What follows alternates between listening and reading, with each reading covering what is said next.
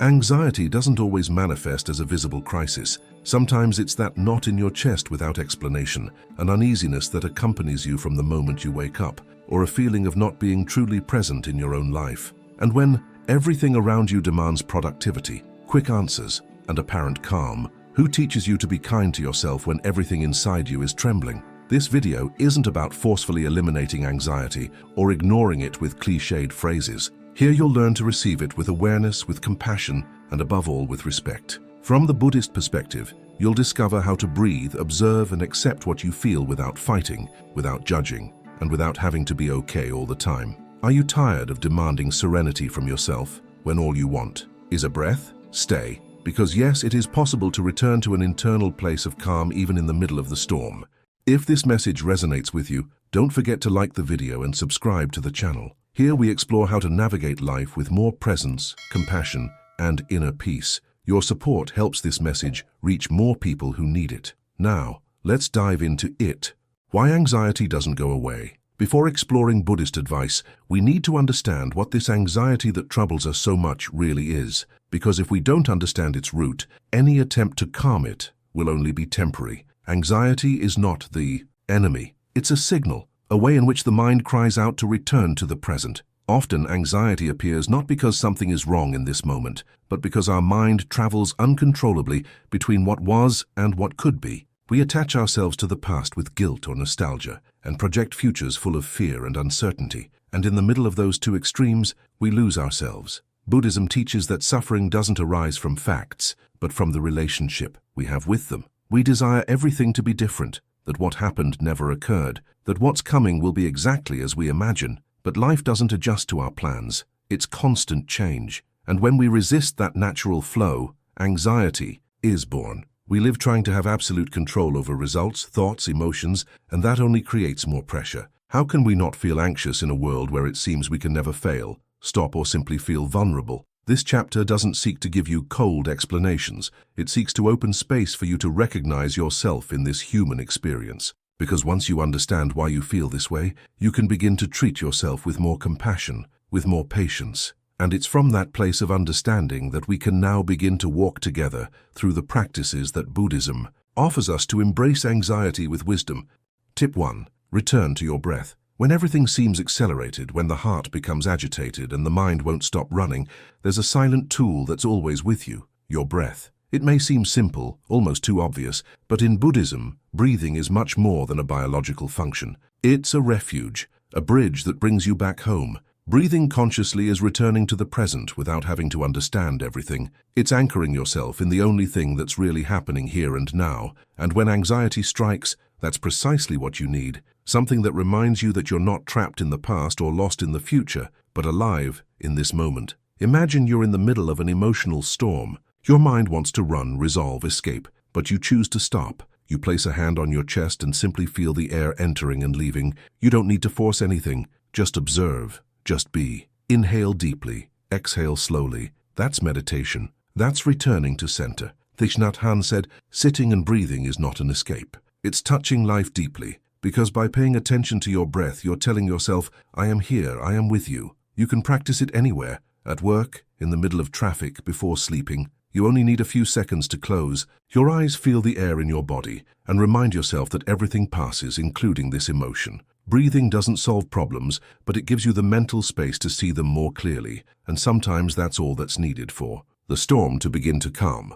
Tip 2. Accept the now without resistance. Accepting isn't giving up, it's stopping fighting with what's already happening. And when we talk about anxiety, one of the deepest sources of suffering is precisely that internal resistance, wanting things to be different, wanting to feel something different from what you're feeling. But what would happen if for an instant you stopped fighting? Buddhism teaches that the mind becomes agitated when it clings to what it can no longer change. And often what we need most is not to improve immediately, but simply to recognize what we're experiencing without adding layers of guilt or demand. There's an image widely used in monasteries. The bamboo that bends with the wind doesn't break, doesn't oppose. It knows the wind will pass. So too can we learn to be with our emotions without resisting them. Anxiety isn't something to expel. It's something we can observe, accompany, and allow to run its course. When you accept the now, however difficult, it may be something inside you relaxes. And from that state, it's easier to see options, make decisions, or simply rest. A phrase from Master Ajahn Chah summarizes this beautifully. If you stop trying to catch butterflies and sit in silence, they will come and perch on you. Acceptance is that. It doesn't mean you agree with everything. It means you stop spending your energy denying what already is. And by doing so, something new opens within you, a softer, more breathable space. From there, little by little, anxiety stops being a monster and becomes a wave you know how to navigate. Tip 3. Be a witness to your thoughts. Your thoughts aren't enemies, but they're not absolute truths either. They're mental events like clouds crossing the sky. Some are dark, others fleeting. The problem arises when we forget that we are the sky and begin to live as if we were only those clouds. In moments of anxiety, the mind creates scenarios, repeats phrases, anticipates catastrophes. It's like a radio that won't turn off and insists on playing the same themes over and over again. But in Buddhism, we're taught that we're not that radio. We're the one listening. Learning to observe thoughts without identifying with them is a transformative practice. It means that when the idea "I won't be able to" appears, you don't reject it or take it as truth. You just recognize it. Ah, this thought is here. And you let it pass as if you were sitting by the shore of a river, watching leaves float by. This act of witnessing without reacting is called mindfulness. It's not about controlling the mind, but training yourself to see it more clearly, because what you can observe no longer controls you in the same way.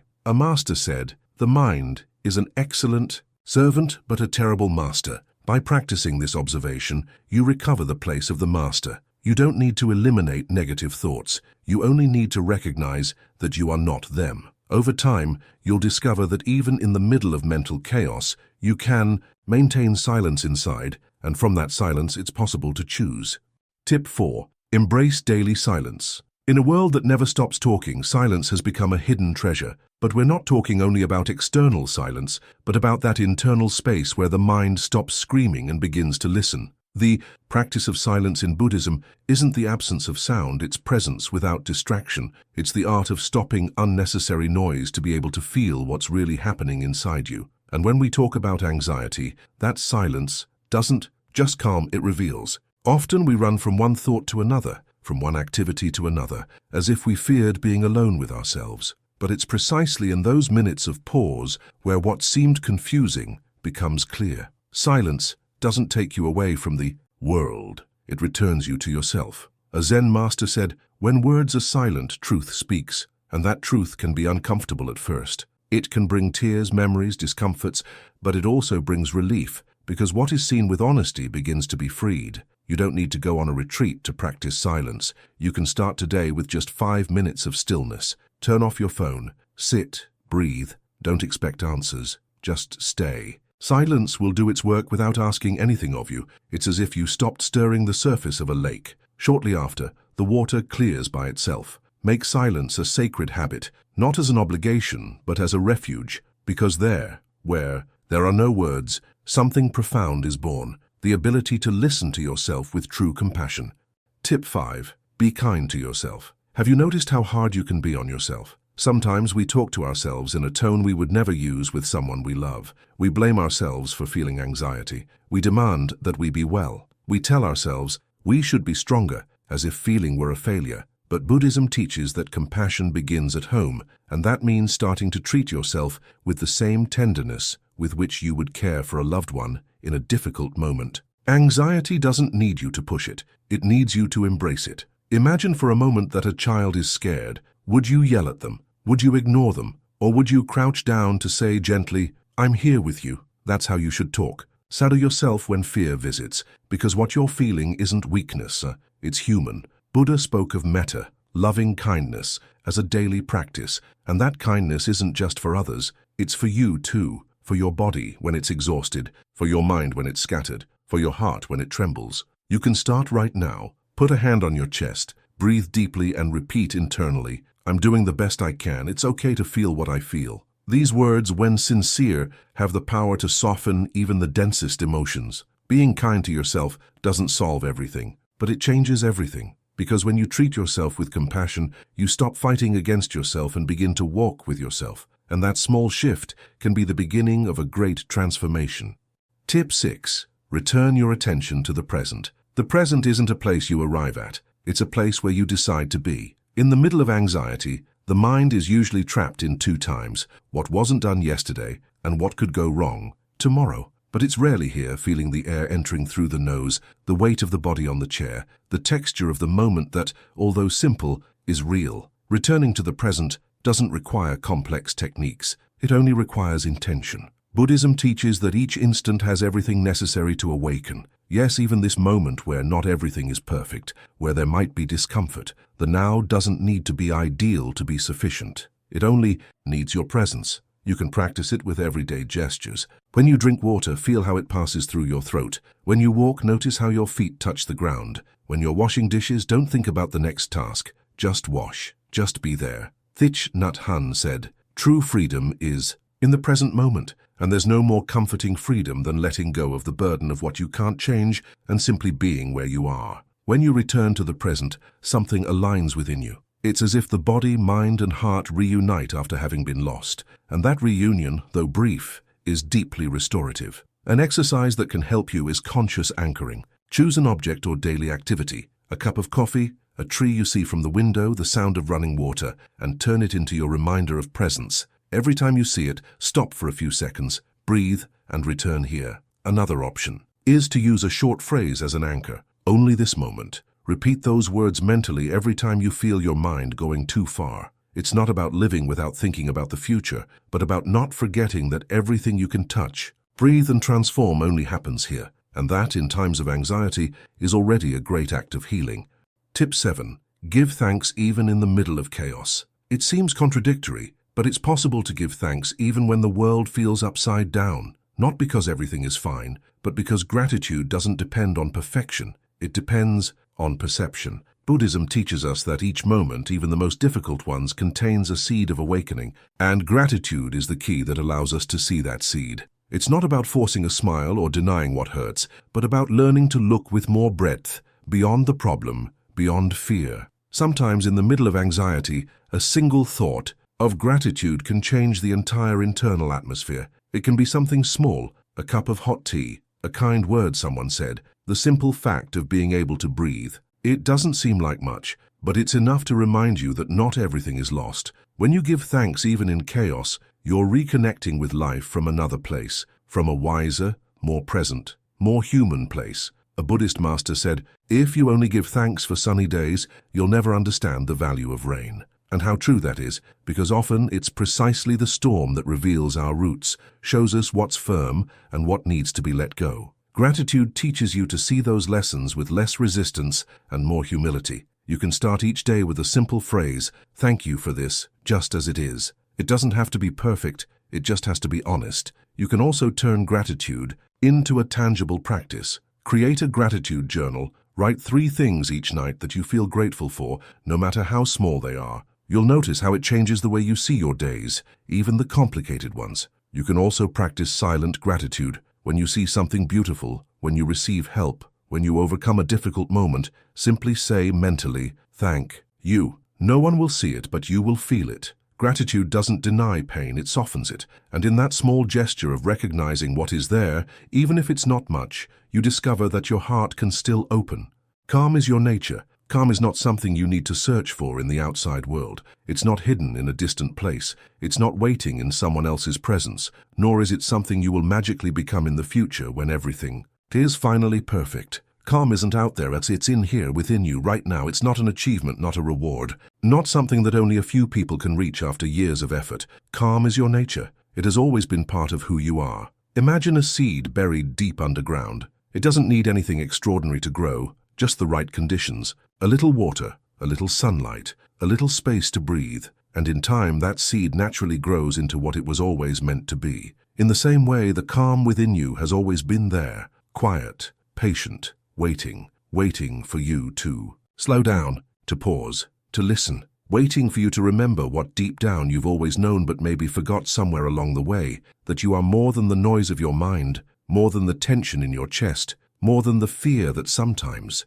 feels overwhelming. Throughout this journey, you've begun to see that the goal was never to destroy anxiety or force silence into the mind or pretend that pain doesn't exist. The goal was never to become someone immune to life's challenges. The real path, the honest path, is about learning to walk with it all, to breathe, even when the air feels heavy, to stay, even when your thoughts tell you to run, to soften, even when your instinct is to tense up, to listen, not just to the world but to yourself. You've seen now that anxiety is not your enemy. It's not a flaw. It's not a failure. It's a messenger. A part of you that learned, somewhere in your life, that it needed to protect you. It may speak in the language of worry, of tension, of fear. But underneath that is a call for care, for attention, for understanding. And when you stop fighting it, when you offer it kindness instead of resistance, something beautiful happens. The fear softens, the mind quiets. And in that space, the calm that was always there begins to rise.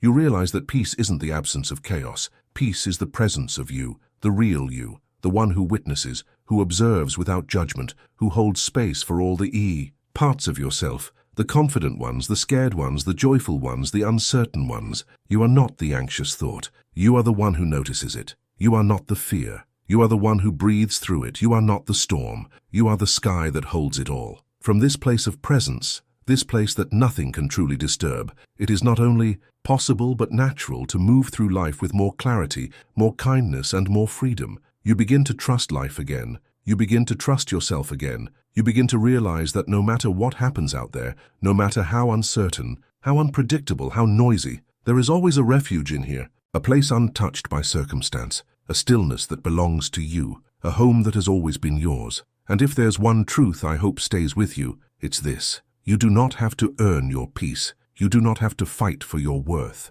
You do not have to become anyone other than who you already are to be whole. Calm is not a destination. It is your beginning. It is your nature. Thank you, from my heart, for being here, for choosing to take this time for yourself, for allowing yourself this moment of pause in a world that so often tells us to rush, to hustle, to never stop. If this message touched something within you, if it reminded you even for a breath of who you truly are, I invite you to share it. Share it with someone you care about. You never know the impact one small message can have on someone's day, or even their life. And if you want to continue walking this path together, of presence, of growth, of remembering, don't forget to like this video, subscribe to the channel, and turn on the bell so that you don't miss what's coming next. This is not the end. This is the beginning of a deeper relationship with yourself, a deeper understanding of life, a deeper trust in the truth that you are not broken, you never were, you are not the storm, you are the sky. Calm is not something you find, calm is who you are.